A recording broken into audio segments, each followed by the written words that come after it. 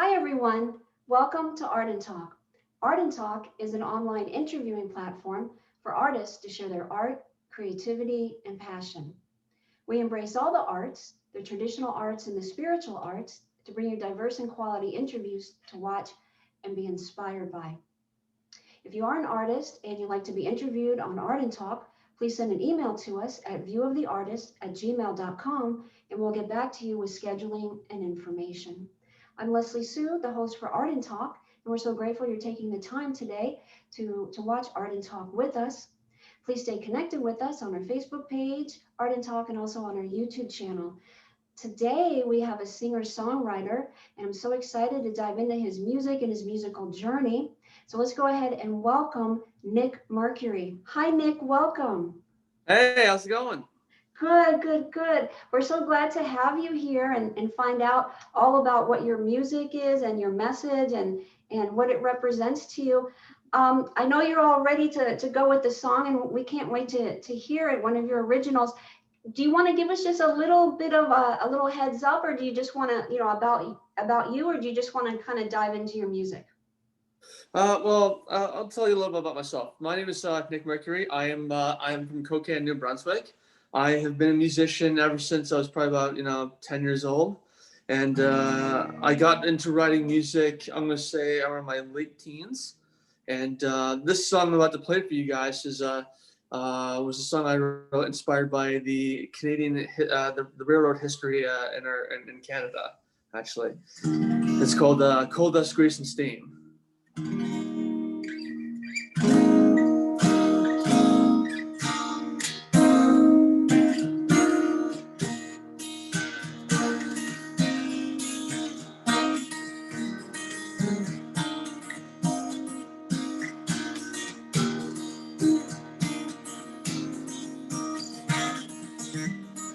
It's 4 in the morning, I'm heading for the yard. I'm a simple country boy that left daddy's old farm. Living farm in dirt, with a path made of steel. I left my old John Deere for the iron horse on wheels.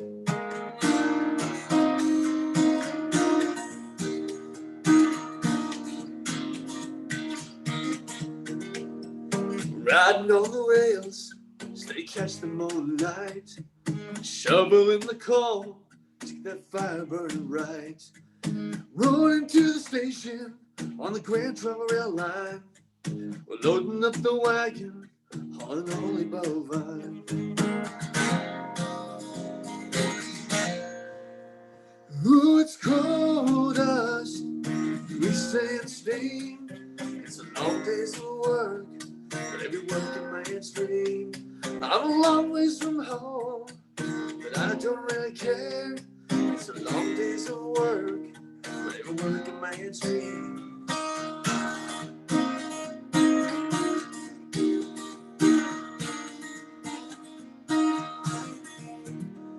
We're pulling into Harrison, steaming down the line. Passing engine 81, I say, man, she's doing fine. We're heading down to Union, making black clouds of steam. You hear that whistle blowing, you hear the iron horse stream. That's right. Ooh, it's coal dust, grease and steam. It's long days of work, but every working man's dream. I'm a long ways from home, but I don't really care. It's a long days of work, but every working man's dream.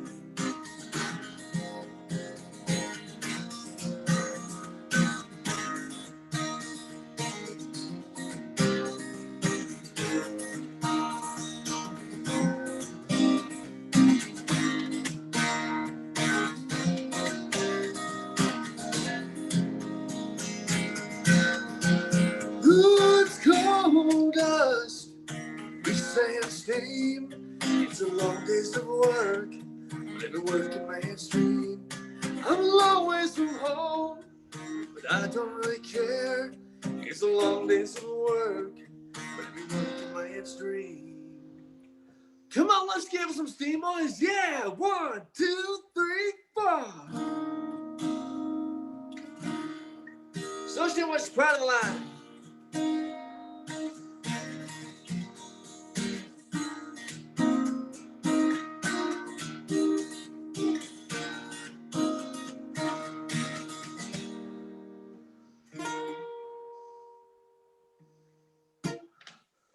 That was so beautiful. Thank you so much, Nick. Hey, no problem, no problem.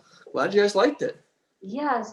Tell us about this. So, you're a singer-songwriter, and it sounds like you kind of have a little bit of like a history that you like to kind of put into your songwriting. Tell us about this song, if you would, please. So this song in particular, I mean, I've always been, I've always had such a big amount of love for history. And when I was in my early 20s, for some reason, I just got drawn, I got really into steam engines actually, and particularly like the history of Canadian railroads. And one day, I was doing I was doing a singer-songwriter contest in the Harrison area, and next thing you know, I was invited to do a gig over at the Palmerston Railroad Museum, and Palmerston and Harrison are right next to each other, so that's how we crossed paths. And just being there and learning the history of like there used to be a shed there. There used to be like 15 tracks, all that kind of stuff, and just when I was there, I felt so inspired because I could really feel the history of the steam engines there. Like it's like their spirits never left. So I wanted to write a song based on that history actually. Mm-hmm. So you really resonated with this place and with the steam engines and with the history of it, and then that was your inspiration to then go ahead and write the song. Mm-hmm. Yeah. That was really all I needed for inspiration. And as a matter of fact, actually, I came back from another songwriters course, and my father was just like, "Okay, Nick, you need to write a train song." And out of the blue, I started going like, there's your opening right there. And out of the blue, we I started getting some lyrics down and had a really good flow going. Yeah. Yeah, so it sounds like it kind of all came together pretty easily in terms of the whole flow and the creativity and the music and the lyrics. It just kind of came to me like it took me a while to really craft the song, but finally, like once a song is crafted, it's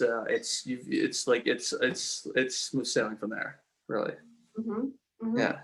Okay, so it's kind of like building a house in a way. Like once you get that foundation, then you're just putting on like the little like icing on the cake, so to speak, to kind of complete the whole song. Absolutely. When you've got like the basics of a song, like I find like when you know what you want to talk about, when you for instance in history, like if you want to write a song like based on someone's point of view or something like that, once you've got that once you've got that in mind, the rest is all just kind of like piecing it together and how to tell this, on how to tell the story. Mm-hmm. Do you find a particular part easier for you, Nick? Like the lyrics or the musical composing, are they about equal? How does that break down for you? It is very different. It's very different because there's been times where like I've had such a really good melody in my head, and I have some really good lyrics, but like I would struggle getting like I would struggle like finding like a good verse or something like that. Um, and that happens quite often. Usually, the way I do it is like I have a chorus, which I find really helps get the ball rolling. Of course, with a good solid hook, and then the verses I tend to find are the trickiest part. But sometimes it's vice versa. Sometimes I'll get like a really good verse going, and just kind of get the ball rolling from there. Mm-hmm. Mm-hmm. Tell me, Nick, do you remember the first time you picked up a guitar? And if so, what was that like for you? The first time I picked up a guitar, I'm gonna say I think the first time I think I remember having a guitar in my hand, it was Christmas, and I didn't know any chords. I was just going I was playing in standard tuning, and I was singing a song that my mom used to always play. It was "Little Boy, Don't You Think It's time for you to be in bed." It was it was a Christmas song. Little boy, don't you think it's time for you to be in bed? And I just kept playing the song, but I didn't know any chords. And the guy playing next to me, he didn't know any of the chords either. But that's literally my first memory of me playing guitar, and I loved it. It was fun. Mm-hmm. So Yeah. did you kind of resonated with it? Like, did it feel kind of comfortable? Like, even though it was like the beginnings and, you were just kind of messing around with it, like formalities, so to speak, but you just kind of was like, yeah, this kind of feels good. It didn't really happen right off the bat exactly like that. I really, when I started playing music, I honestly wanted to be an Elvis tribute artist. So I wanted to learn some random like cowboy chords, just so I can play Elvis music. And but then I met this guitar teacher named Edward Patterson, and of course he had played with Jimi Hendrix before. He had played with a whole bunch of really talented artists, and if it wasn't for his lessons, the guitar would not have connected with me as well as it does. Actually, I don't know what it was with him, but he really helped me piece together the little bits in theory. I find that's such a difficult thing for a lot of teachers, but for him, it was not so hard for me to figure out the pieces. I see. So for him being your teacher, that's really where things just kind of started to click. Mm-hmm. Exactly. Yeah. Yeah. Tell us a little bit more about like the origins of your musical journey. You mentioned as you just opened that you started quite young, and it kind of sounds like you had music going on in your home, and were one of your parents or both of them musicians, and how did this whole thing just kind of evolve? If you could touch on that. My parents were always just like musicians. I mean, like my mom used to sing in the choir when she was young, and she used to always like sing with family. My mom's side of the family, they're all musicians, but they all just play for fun. They're not like really full-time musicians, but they play just for fun. And my dad was always the same, and that's kind of like how it just fell with me. But like as a kid, I wanted to be a serious musician. Like as a kid, that's how it kind of was with me. And honestly, it was when I first heard Elvis Presley that I said to myself, I thought that I really found my calling. That's when I wanted to be a musician, and I kept bugging my dad to like show me some guitar chords. All I wanted to know was guitar chords and all that kind of stuff because I wanted to be an Elvis tribute artist, and I ended up getting more than what I was hoping. Wow. Yeah. So Elvis really, you kind of like caught the fever, you got the buzz with that, and then it was just like as you're saying, you wanted to be an Elvis tribute artist, and then you're telling your dad, okay, I want to learn this, and it was just like a real like drive there, inspired by Elvis. Mm-hmm. It absolutely was a huge drive by Elvis, and then I moved on to the Beatles, and the Beatles are like basically some of the best songwriters that ever existed on the planet, and so they that was another huge influence in my life was the Beatles. I mean, Elvis was always a big influence as well, but the Beatles were as well. Just such a huge influence on my music. Whenever like I'm in a bad mood or something like that, I gotta listen to the Beatles or Elvis or something like that.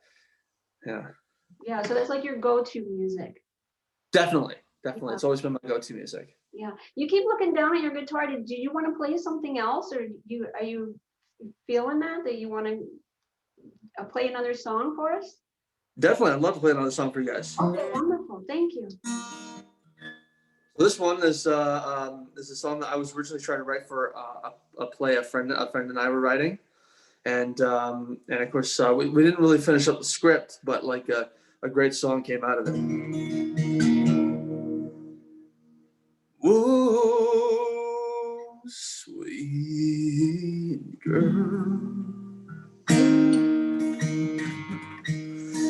you look so fine tonight. A beautiful, sweet prayer that's been hiding deep inside.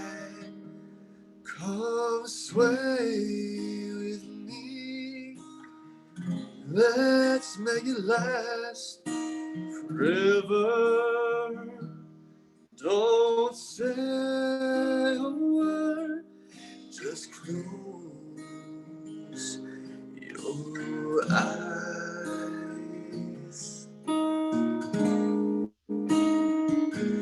Let it be just one night for you and me, and leave the world behind and all your troubles and history. Just wrap me in your arms, embrace your lips on mine, and lay your head on my shoulder.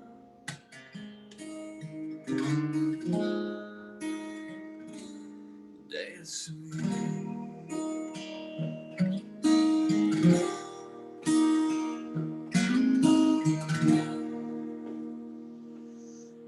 I've never been the one to fall in love.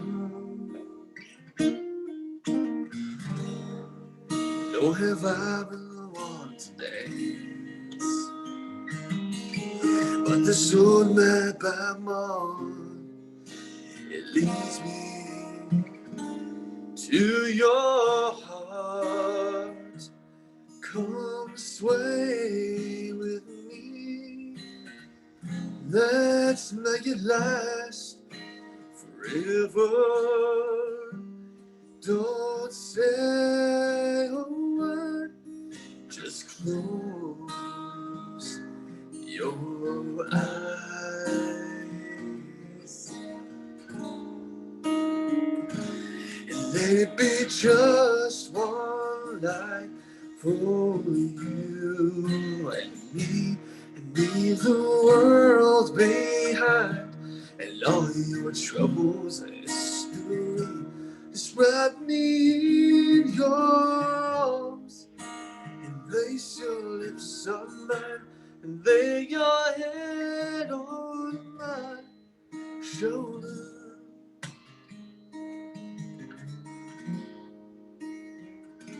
And dance with me.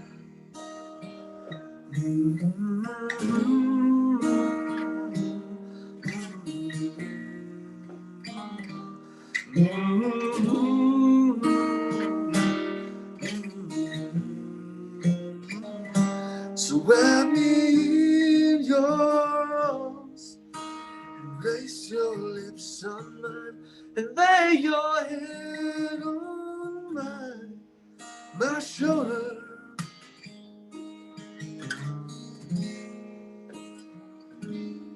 Dance with me.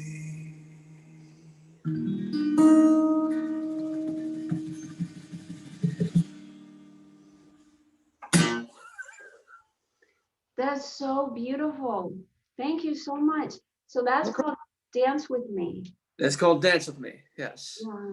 Yeah. I have to say that, Nick, your voice is just so soulful and it's so peaceful. Just, these two songs, the first one that you opened up with was more like the historical perspective. And then, obviously this one, a love song. It's just like the energy that comes out through your voice and your guitar playing is just so beautiful and peaceful and relaxing. Thank you so much. I'm really glad that you enjoyed it. Yeah, this song right here was actually my first romantic love song actually that I ever wrote. And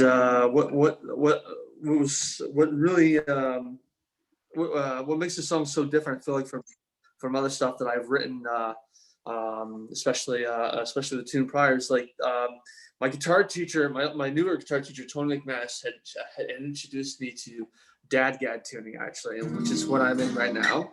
And I don't know what it was, but I always said to myself, I'd love to have a song written in a different guitar tuning that a lot of people would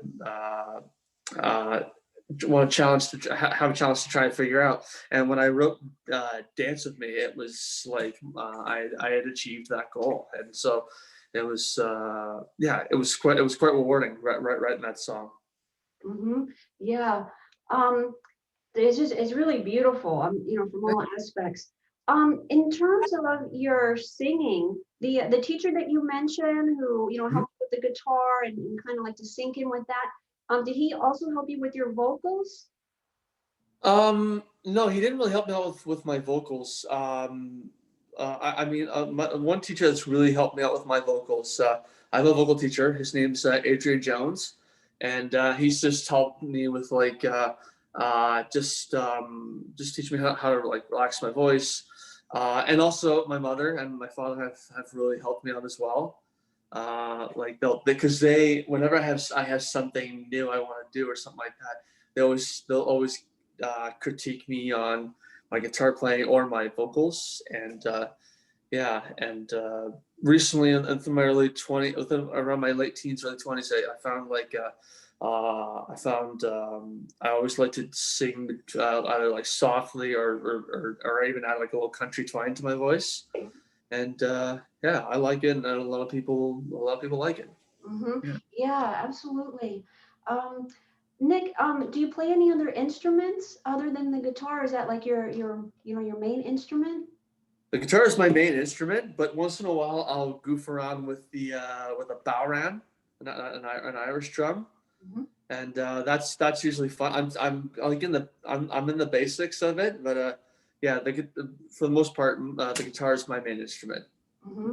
Mm-hmm. We have a couple images. I think this might be a good moment if it's all right with you. Just pull them up and if you could share with us what they're about. Definitely. Okay, give me just a moment, Nick, and I'm gonna pull them up.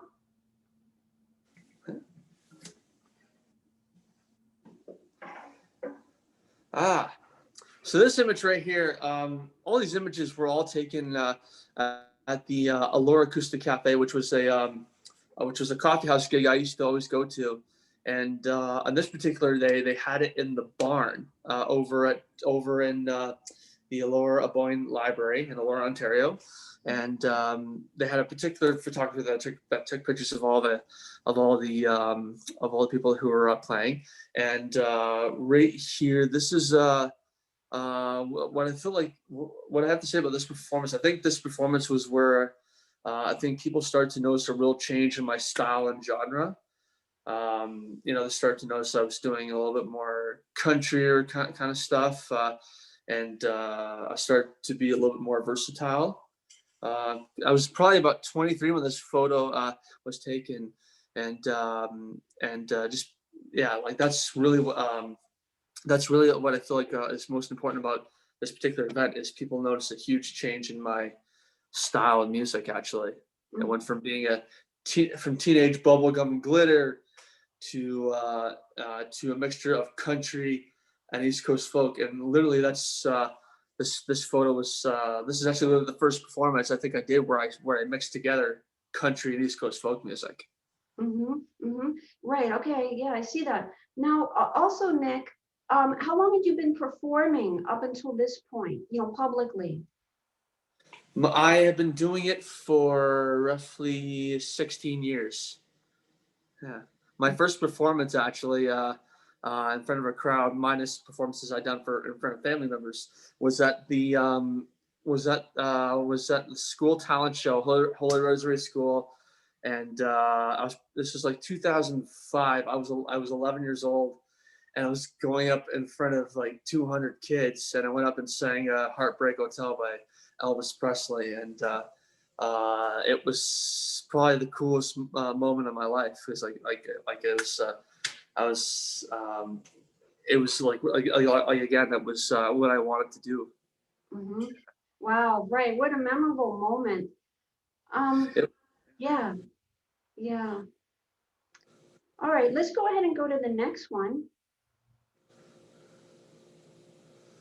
All right. so this one right here, again, it's the same event I was at, and right there I was doing the song "The Merchant Marine," and it was not it was not a song that I had written. It was a cover I was doing, but it's probably the first historical piece I ever did.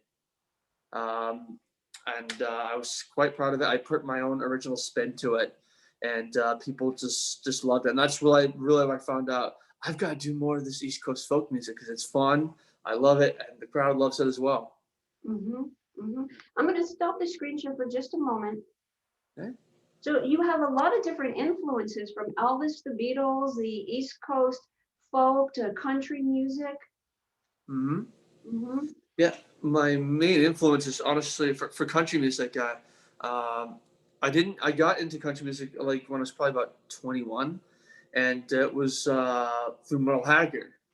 And Merle Haggard, like, just there was something about him that really spoke to me, and it made me fall in love with country music. And then my buddy introduced me to Keith Urban, and Keith Urban had a whole new different thing going on. Like when he came onto the country music scene, it was a whole new different ball game. It was his energy, and I wanted to be able to learn how to adapt some of that Keith Urban energy into some of my music. And I actually even had the pleasure of seeing Keith Urban live in London, Ontario, and he even called me up to sing up on stage with him, actually, which was quite a moment. And I just kept thinking to myself, like, that's the when if I ever do make it in the industry, that's the kind of concert I want to give to people. Mm-hmm. I want to give to people. Yeah, wow, what an amazing moment there with Keith Urban. Yeah, I mean, I just imagining that is just so amazing that that you experienced that. Now, when you said Keith Urban's energy, like, can you kind of define that a little bit for us? Because that's something that you were like attracted to, and then you're like, yeah, I want to incorporate this in my music and my performance. But can we get a little more definition of what that was for you? It's a little bit difficult to explain. Whereas when I listen to Keith Urban's music, it's just got such a very strong, positive, upbeat kind of vibe to it. And when you see him on stage, like, he can't really sit still. That guy, like, he's just so all over the place. Um, and when he recorded songs like Somebody Like You, I kind of want to take that song, bits and parts of that song, uh, um, or at least like simple ideas of that song, and just sort of and kind of like make it my own, actually. And so that was really and that was always what I loved about Keith Urban. That's where I feel like when he does something like what he does in the song "Somebody Like You," that's where his energy. That's where he shows his that what I would call Keith Urban energy. Right, right. Yeah, yeah. You explained that really well. Um, all right. Tell us a little bit more about your musical journey, something that we haven't touched upon yet, Nick. Um. Well. Let's see. We touched on a lot, actually. I I went. See, I went through a lot in my late teens, early 20s, like just growing up, and right there actually is where I started to learn how to be a little bit more cathartic with my music. I started to just be a little more authentic myself. Stop doing the bubblegum and glitter kind of stuff, and just write what you're feeling, based on your experiences. Your rough experience in high school. Like, I was bullied in high school, and so I wanted to write a song based on the kind of person I was, and I wrote a tune called "Dream Away the Blues," actually, and it was really a song just where my other person, where the personality that I have today was sort of like talking to my old self. Basically, it was like where I was talking to my old self, saying, like, you really need to get your act together. I know life's hard, but you can get through it. So that was one major point in my music journey. Is that I was starting to be more cathartic with my music. Hmm. That's really interesting, Nick, and I'm so glad that you shared that. So at that turning point, it was a challenging situation that you had experienced in school, but you turned it around into something positive, and you channeled it through your music, and you Hmm. also were, sharing that you also kind of became your own parent. You were saying like you were speaking to yourself and saying, okay, this is a situation, but you're going to get through it. So you were just kind Hmm. of like encouraging yourself, kind of like, how a parent would, or a really good friend. Hmm. Exactly. That's exactly what I was doing. I was just trying to tell myself, like, like if, when you, what you're going through right now, you can get through it. You can get through to the other side, basically. And I have. And when you get through to the other side, like, the pain is tough that you've gone through, but but you end up being very thankful that you went through it, because it makes you a stronger person in general. Mm-hmm. Yeah, Yeah. that's such a great perspective, Nick. And so then also through the writing and then the playing, particularly the bullying situation, that also helped to kind of like heal and kind of release that situation. Would that be correct? Yeah, definitely, definitely. That's definitely an accurate description. It was just a way of helping me to cope with it, and just to be able to move forward with my life. You know. Mm-hmm. Um, Mm-hmm. yeah. And then so at that point forward, then you kind of realize, not necessarily focusing on challenging situations, you're just accepting what kind of comes up. But then would you say that kind of opened you up to, okay, now I'm just going to kind of write for me and my own experiences, as you mentioned, and kind of bring a little bit more Nick to your musicianship, as opposed to kind of like, as you were saying, like kind of like the bubble gum, or, the other artists that you looked up to, and whatnot, but you were developing more your own voice, is kind of what I'm getting. Definitely, definitely, yes. As an artist, if you want to be a serious musician, you're always going to grow, and your material is always going to be as was always going to be different every time. Nothing. No, if you look back in history between, like, let's say, like Elvis and the Beatles, like Elvis started out as a young heartthrob, before, with tunes like Blue Suede Shoes and all that kind of stuff. And then near the end of his career, he was doing a lot more mature, cathartic ballads. And at the end of his career, with tunes like "Can't Help Falling in Love" and all that, and also tunes like "American Trilogy." So like it was like his music grew up with him, and that's what my music was doing. Like I left the teenage bubblegum and glitter kind of stuff, and just start doing more adult, something that suited someone like my age, actually. And that's where I started writing material that was cathartic and also historic as well, actually. Hmm. Yeah, I appreciate you sharing that evolution of your music. Tell us a little bit more, because I know that historical perspective and writing historically is important to you. What else have you written that had that kind of historical angle to it? My favorite historical piece. I haven't done too many, and I want to do more. My favorite historical piece, I'd have to say, and I wrote it a couple of years ago. It's called "The Ballad of Bell Island," and it's a story about a forgotten piece of Canadian history in World War II. There was a German submarine that came in. There were German submarines that came into the St. Lawrence River in Canada, to stop merchant shipping from sailing all the way down to Russia and England. Um, and then there was one attack that actually happened in Belle Isle, Conception Bay. And when I was reading about these attacks, there was more than one.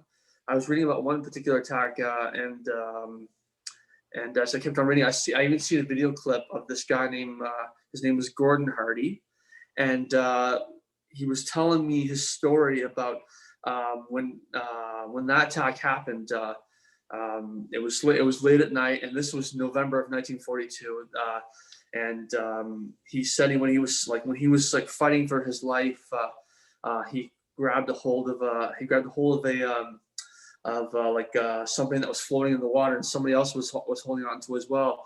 And this guy said to him, "Pleased to meet you, Gordon. We are first cousins." And just that story just touched me in such a way. Like I couldn't figure out a way how to write that particular story, but what I did want to write about is the experience that these guys went through. These guys were not soldiers that were going to war. These guys were just employees who were hired to do a job, which was loading R&R onto a ship. And just listening to Gordon Hardy's story was inspirational to me to write about like what it was like to be in their situation. Mm-hmm. Yeah, that's really interesting. And I'd love for us to play the song. We have that radio. Oh, okay, perfect. I do. Yay. Yeah. And it's called The Ballad of Bell Island.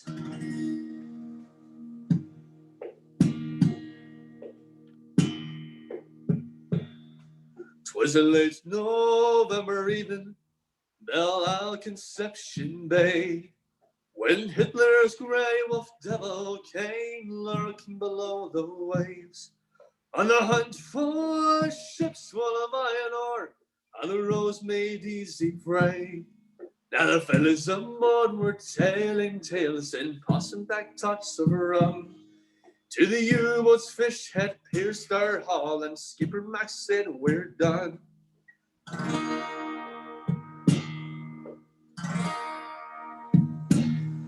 Now Hitler's diving devil evades beyond the waves below, taking down the rose castle and all the friends I used to know. Our sailor's frantic nightmare wasn't worth the danger pay. But we did the brave man's duty, and we did it day by day. There's naughty rose for all those boys who lay below. A sailor's angel spared 11 for the shore. Tell me where you find, son, that I love them so, but I have to go.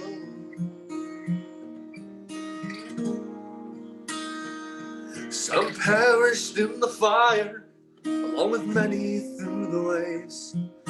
The carnage and the thunder sucked us down below the waves. Our sailor's frantic nightmare gave the skipper a withered cross, and laid us down below, knowing our names will be lost.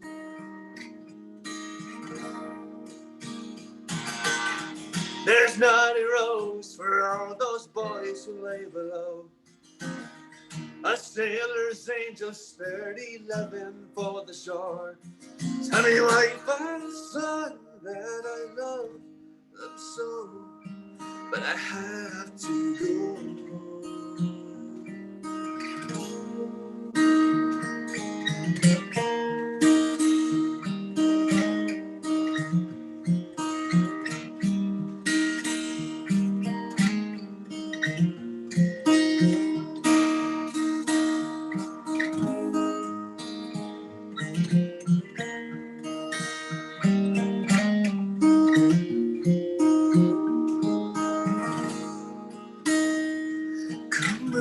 Sunday morning, my wake is well prepared, for a woman and a child grieve a loss they cannot bear.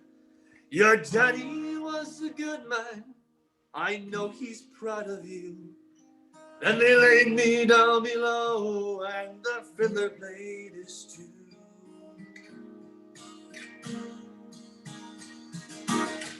There's not a rose for all those boys who lay below, but a sailor's angel wouldn't spare me for the shore. Tell me, wife and son, that I love you so, but I have to go. I have to go.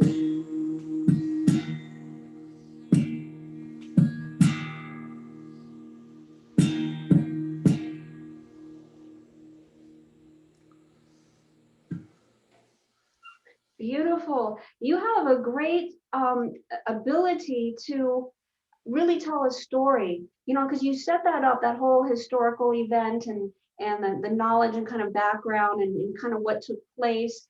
And you were really able to describe that, really beautifully, and tell that whole story, within your lyrics. Thank you so much. I'm glad you enjoyed it. That was really my goal for when I was writing this song, was just to make people sort of like feel how scary it was to be in their position. Hmm. Hmm. I have a question for you, Nick, that kind of goes into your creative process. If we could just tap into that for just a moment. So sometimes, as you mentioned, you're inspired by some historical things, and that kind of inspires you to write and create a song. And sometimes it might be, like country music, or it might be the more folk related. I'm wondering though, have you ever had situations where you weren't necessarily in like writing or composing mode, but just like a melody, or something musical was just kind of like going around in your head, and it wasn't necessarily associated to any specific genre or any specific event, so to speak, or something going on in your life? Has anything like that ever happened? And then if so, um, what song evolved from that, or songs? You mean like you mean like where a melody just kind of pops in your hand up randomly? Mhm. Yeah, particularly like I said, I was writing a play with a friend of mine, and of course we wanted to make it a musical. And unfortunately, it was unfortunate we didn't finish the script. But I was hanging out with my sister. She was visiting. This is back when we lived in Fergus, and we were just going to pick up some pizza, and I think she must have had the radio on or something like that. And sometimes when I listen to the radio, somebody could say a word or a chord could be struck, and then all of a sudden, like I could get some funky in my head actually, and I all of a sudden this weird melody popped in my head for kind of like a little bit of a jazzy number. I haven't played that song in years, but like out of the blue, like just this song I just kind of popped in my head out randomly, and I was over. It kind of just came to me when I was over at Pizza Hut actually, and my sister was like, "What are you doing?" I'm like, "I'm like writing a song here actually." Without pen or paper, it's just kind of like, I wouldn't forgive myself for loving you. Like I just had that going on in my head, and that's it was moments like that make me realize like if the song is if a chorus is in your head for like days on end, odds are it's really good. For me, like if it's not in my head tomorrow, it's usually because I looked at it and I realized that it wasn't as good. But if it's in your head, if that course is still in your head for days on end, it's good. Mhm. Oh, that's interesting. And also, what about different things with your songwriting? Like, for example, so this one was like a very like spontaneous, thing that had happened. Have there been any other interesting situations you can kind of share with us that we haven't gotten into, that developed into, some of your original songs? Let's see. Let me think here. Like when I was writing the song, "Dance with Me." A lot of times when I write a song, if I'm like dry of ideas, I'll like or whatever, I'll just go and like listen to like a random mix of people just to like get an idea. And I had my journal open one time, and I was really not. I really couldn't figure out anything. And next thing you know, I'm listening to Hillary Lindsey play her song that she wrote for Carrie Underwood, "Jesus Take the Wheel," and all of a sudden, like I had this melody going on in my head. Da, da, da, da, da, da, da. Let it be just one. I had dancing going in my head, and that's kind of like how I got that. That's kind of like how I got the idea for that song, actually. Mhm. Um, Yeah, so that's kind of how it got started actually. Yeah, yeah, I appreciate you sharing that about that, creative process. You were feeling a little bit like you had something started and you're like, oh my gosh, I want to keep it going. And then you found a way to keep it going by listening to like, a variety of different artists. And then boom, you got that inspiration and you were able to go back and complete the song. I'm Cool. I'm wondering also, Nick, do you ever get any kind of like visuals when you're writing? Like, is the visual, aspect or component with what you're writing about, irrespective of the subject matter, does that play a role or not at all? You mean like imagining the song being played on stage by a famous artist or something like that, or? Oh, well, that's interesting. And well, not necessarily that, or that was actually, I was going to get to that. But like in terms of, the historical perspective, songs that you write, or maybe if it's about,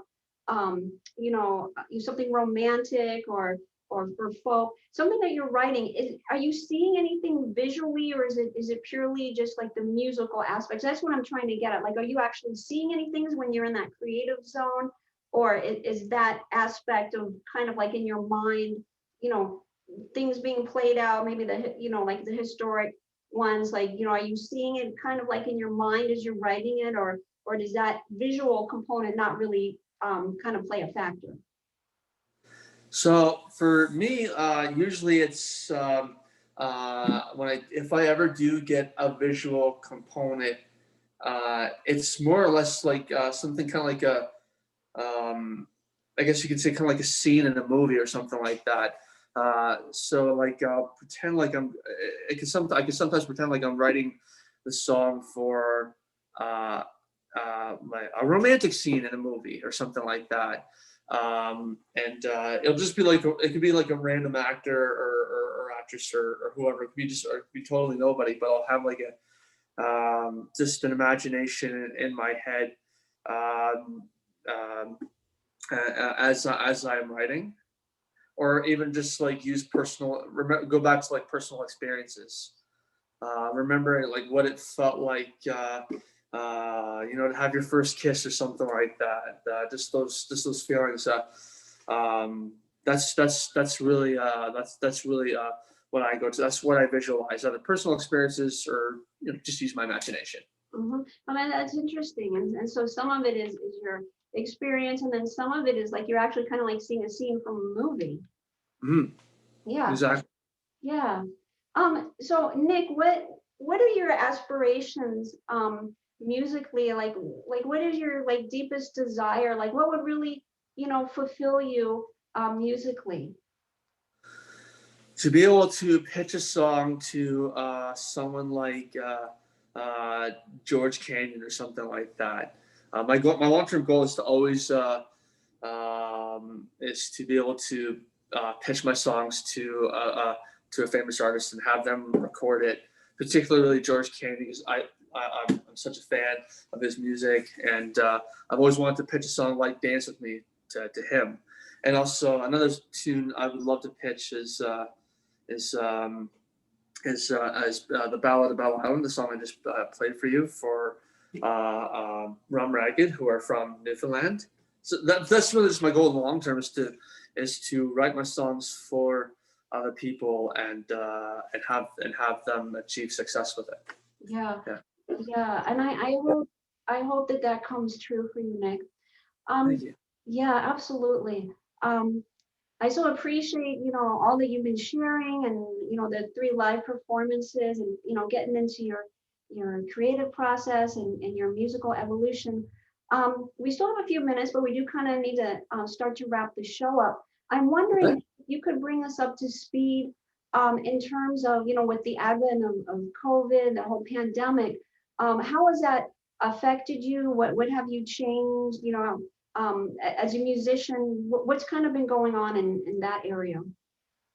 So nothing. To be honest with you, it's and despite the fact that we can't go out and do what we normally do, it hasn't so much affected me a lot. As a matter of fact, I think I've quite benefited from it because like it's been allowed me to spend more time, practicing my music and And actually, since the pandemic started, I've honestly been playing more often than usual, actually. Because before the pandemic, I was really struggling to be able to play a lot. I would go out busking, and busking was always fun. But I kind of struggled to get some gigs for a while. And now, now because of COVID, everyone's doing the virtual gig stuff. And I started out doing just like a Friday Night Live gig on my fan page, and then all of a sudden I got hooked up with the King Henry's open mic, and it just kind of spun off from there. Like, and now I'm doing at least sometimes like 4 to 6 gigs a week. Mm-hmm. Yeah. Mm-hmm. It's still an open mic, but it's fun. Right. Yeah. And you're able to kind of like, keep in with your passion and your music. And it sounds like if anything, it kind of like sped up a little bit because you're, as you're saying, you were practicing more and now you're kind of finding some, virtual outlets and open mic. So you're really keeping it going from, different areas, keeping all the burners going, so to speak. Mm-hmm. Exactly. Yes. Yeah. Nick, we're going to need to wrap up the show. We would like to offer you the closing comments, whatever you would like to share with us. And Nick, if you could let us know how we can stay connected with you, please. Yeah. So if you like so much what you heard, definitely you can definitely find me on my Facebook fan page, which is Nick Mercuri. I do a Facebook Live show every Friday night at 8 o'clock Eastern Standard Time. And yeah, if like I said, just follow me on my Facebook fan page. I look forward to hearing you and seeing you at the shows. I also take part in the Giving Gigs fan page. I do all the open mics there, along with the King Henry's open mic. Yeah, so I'm quite active on Facebook, actually. Mm-hmm. Yeah. Mm-hmm. That's great. Nick, this has been such a joy, to connect with you and to find out about your music and your musical journey and your variety of inspirations. And, also now taking us up to speed so how we can stay connected with you and, what your aspirations are, that you shared with us as well. Thank you so much for being our guest artist on Art and Talk today. Thank you so much. It was a pleasure. Yeah. Thank you, Nick. Much success with you, and we'll stay connected and love your music. Your voice is so beautiful. Your guitar playing is just so soulful, and in your lyrics, you really kind of bring that whole composite, that all those aspects together in your songs. And thank you so much for sharing everything that you have. And thanks so much. And I must say, you are one really great host as well. Like, Oh, yeah, yeah. This is really great. I think you're doing an amazing thing here, actually. oh, Yeah. thank you. Thank you so much, Nick. That was unexpected. Thank you so much. I so appreciate that. All right. Thank you. All right. So thank you so much, everyone, for taking the time to watch Art and Talk. And we appreciate the time that you do take to check in with us. And do please stay connected with us on our Facebook page and our YouTube channel. And we'll talk soon on the next Art and Talk. Until then, be well and be blessed.